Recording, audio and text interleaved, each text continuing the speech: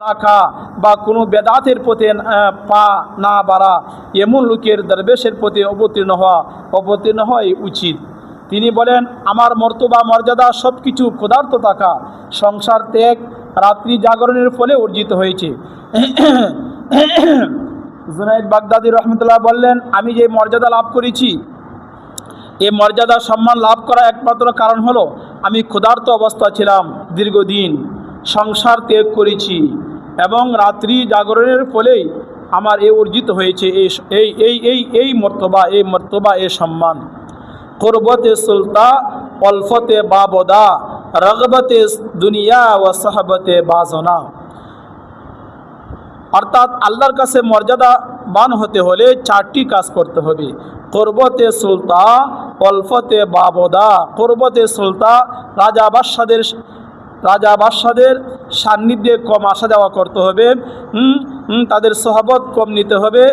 কুরবতে সুলতা অল্ফতে বাবদা, তাদের দরজা কম যাওয়া এবং কি করতে হবে, তাদের কাছে চাওয়া, তাদের কাছে সাহায্য চাওয়া, তাদের কাছে আপনার কোনো কিছু প্রার্থনা করা থেকে বিরত থাকতে হবে।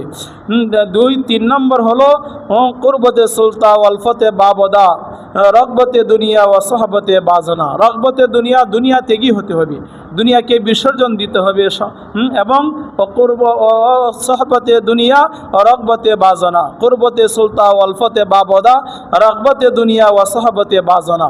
এবং মহিলাদের কাছে আসা যাওয়া কম করতে হবে। তো এখানে আল্লামা জুনাইদ বাগদাদি রহমতুল্লাহ আলাই তিনি এই সম্মানের অধিকারী হয়েছেন কেন? তিনি ক্ষুধার্ত অবস্থা ছিলেন, দীর্ঘদিন সংসার ত্যাগ করেছেন, রাত্রি জাগরণ করেছেন। ওলি আল্লাহদের যে গুণ রয়েছে সে গুণের মধ্যে একটি হলো কম খাওয়া, কম ঘুমানো, কম কথা বলা। এটা ওলি আল্লাহদের গুণ।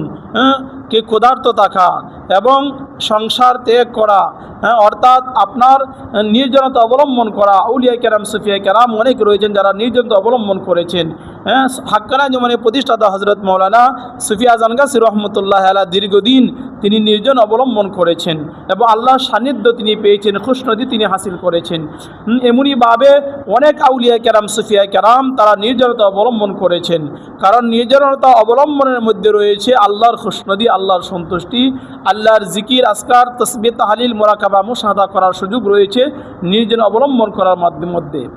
তিনি বলেন, আমার মুর্শিদ হজরত আলী রহমতুল্লাহ আলাইহি অনুসারীদের অন্যতম। তিনি আলী রহমতুল্লাহ আলাইহি গুণের প্রশংসা বর্ণনা করতে গিয়ে বলেন, তাহলে হজরত আলী রহমতুল্লাহ আলাইহি মারিফতের মৌলিক তত্ত্ব উদ্ঘাটন